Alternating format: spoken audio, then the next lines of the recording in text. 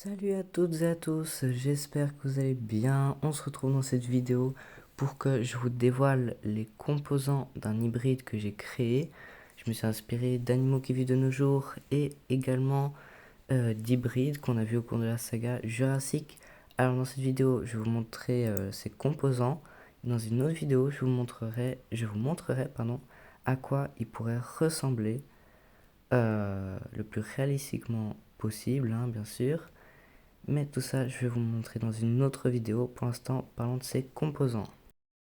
L'espèce de base, donc le génome principal que j'ai utilisé pour créer cet hybride, c'est non moins que le plus grand carnivore qui n'ait jamais existé sur cette terre. En tout cas, pour l'instant, on pense que c'est le plus grand.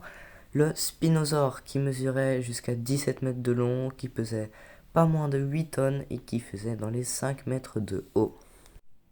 La deuxième espèce que j'ai utilisée, c'est le Saurophaganax maximus, qui vivait en Amérique du Nord, au Jurassique, aux côtés de l'allosaure.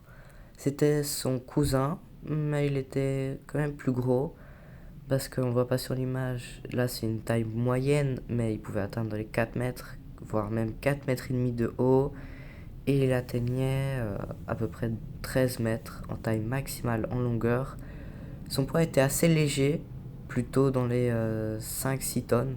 Bon, c'est léger pour un carnivore de cette taille, quoi. Mais il était un redoutable prédateur, implacable, qui n'hésitait pas à s'attaquer à ses cousins allosaures, à des sauropodes beaucoup plus grands que lui, Diplodocus. Bon, après, s'il pouvait éviter, il le faisait pas, quoi, mais il n'avait peur de rien ni de personne. C'était le plus grand carnivore de tout son temps et était sans doute plus grand que le T-Rex. La troisième espèce, qui est toujours un carnivore, que j'ai utilisé, c'est le T-Rex. Alors, j'ai utilisé le Spinosaure pour lui donner une grande taille et pour qu'il soit amphibie, donc aussi à l'aise dans l'eau que sur terre. Le Saurophaganax pour aussi lui donner une taille assez imposante et des espèces de cornes sur sa tête pour lui donner un air un peu plus effrayant. Mais là, j'utilise le T-Rex pour lui donner encore une taille assez respectable et une pression de mâchoire assez élevée.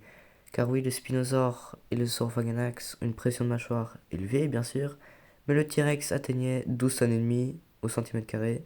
Donc je vais l'utiliser, lui, pour lui donner à cet hybride une pression de mâchoire hyper élevée. J'ai aussi utilisé l'ankylosaure. Alors je pense que vous savez pourquoi. Il a une massue au bout de sa queue pour détruire des os d'ennemis qui s'approcheraient d'un peu trop près. D'un coup de queue, il pourrait détruire une jambe par exemple. Et une armure aussi pour se protéger de coups de griffes ou de dents qui s'abattraient sur son dos ou quelque part ailleurs sur son corps. La cinquième espèce que j'ai utilisée, c'est le Cantrosaure.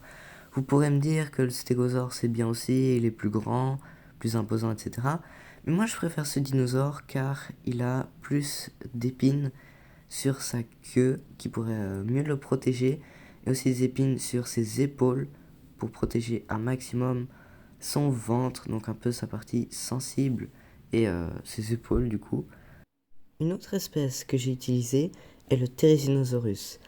Alors bien entendu, on l'ajoute pour sa taille notamment, très élevée, qui est de quasiment 6 mètres de haut, mais aussi pour ses griffes de 70 centimètres et ses énormes bras qui, avec les griffes, mesuraient 2,50 m de long. La septième espèce que j'utilise est l'Utahraptor, le plus grand droméosauridé ou raptor découvert à ce jour. Alors bien entendu, il a des grands bras qui pourraient permettre un meilleur soutien des griffes de 70 centimètres et aussi des jambes musclées qui permettraient à mon hybride d'être plus agile sur ses pattes arrière et bien entendu sa griffe mortelle qui permet de lacérer ses proies très efficacement et aussi de les achever, par exemple en leur sautant au cou. Alors que mon hybride serait très grand, il ne pourrait pas vraiment sauter sur des proies, mais il pourrait quand même utiliser ses griffes en cas de défense ou d'attaque éventuellement. Alors, récapitulons pour l'instant. Nous avons le Spinosaure qui assure une grande taille et permet d'être amphibie, donc d'aller aussi bien dans l'eau que sur terre, et aussi une voile dorsale pour se réchauffer en cas de température froide et des grandes mains puissantes. Ensuite, nous avons le Saurophaganax maximus, qui assure une grande taille, des bras puissants et également un look un peu plus effrayant avec ses protubérances osseuses sur le crâne. Notre troisième espèce est le tyrannosaure, pour offrir une taille assez grande aussi et une pression de mâchoire assez élevée pour briser des os. La quatrième créature utilisée est l'ankylosaure, pour avoir une armure protectrice sur le dos et aussi une massue pour se protéger d'éventuels ennemis. Un autre dinosaure utilisé est le cantrosaure, pour avoir des épines sur la queue et sur le bas du dos pour se protéger des prédateurs à nouveau, et des épines sur les épaules pour protéger un peu le ventre et les autres parties fragiles qui se situent à cet endroit. La sixième créature est le thérizinosaure, pour avoir à nouveau une grande taille et des griffes de 70 cm de long permettant de se défendre ou d'attaquer très efficacement une proie ou un prédateur éventuel. La septième espèce que j'ai utilisée est l'Utahraptor, pour avoir des bras puissants, des pattes arrière puissantes également, et une griffe tueuse qui permettrait de lacérer des proies ou de les achever.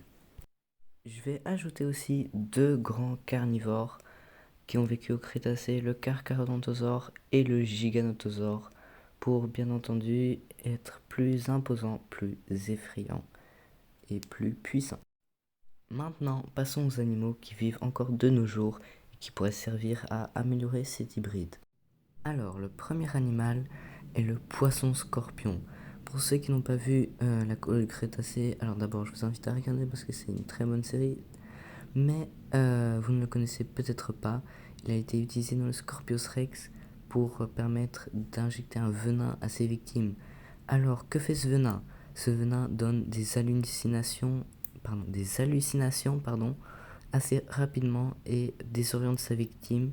Elle ne sait plus où elle est et peut causer des maladies assez rapidement.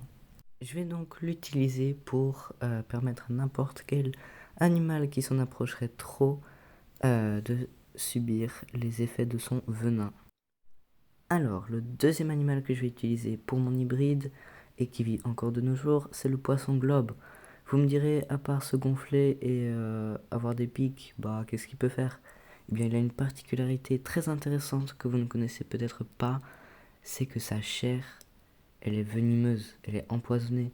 Du coup, si on mange le poisson globe, l'animal qui va le manger sera empoisonné, tout simplement, et mourra d'intoxication alimentaire. Du coup, si un animal arrive à croquer dans mon hybride, malgré l'armure d'ankylosaure et d'un autre animal que vous verrez plus tard dans cette vidéo, eh bien, il sera tout simplement empoisonné et mourra assez rapidement, malheureusement pour lui, mais il ne fallait pas s'approcher de cet animal. Le troisième animal que je vais utiliser pour cet hybride et qui vit encore de nos jours, c'est la seiche commune, qui vit pas dans les Caraïbes, mais dans les Philippines, à peu près dans ces endroits-là, dans des eaux chaudes.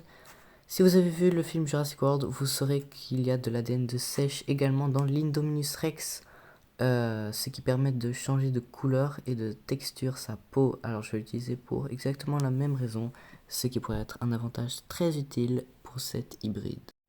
Je vais également mettre de l'ADN de chauve-souris, ce qui permettra à cet hybride d'écolocaliser comme l'Indoraptor dans Jurassic World Fallen Kingdom. Je vais aussi utiliser de l'ADN de Cobra Royal, ce qui permettra à mon hybride d'avoir des glandes à venin et d'injecter du venin en cas de morsure, et également de voir avec une vision thermique comme le Scorpios Rex. Encore un animal, un reptile dont j'utilise l'ADN pour cet hybride que je crée, c'est le varan ou dragon de Komodo pour son venin, sa reproduction asexuée, c'est-à-dire qu'il n'a pas besoin de partenaire pour se reproduire, et aussi pour son immense pression de mâchoire. Le dernier animal que je vais utiliser, c'est l'alligator de Chine. Ce minuscule alligator peut paraître fragile, mais il a une carapace extrêmement puissante qui pourrait servir d'amélioration à celle de l'ankylosaure. Voilà les amis, je vous ai montré tous les génomes que j'ai utilisés pour cet hybride. On se retrouve dans une prochaine vidéo pour que je vous montre à quoi il pourrait ressembler.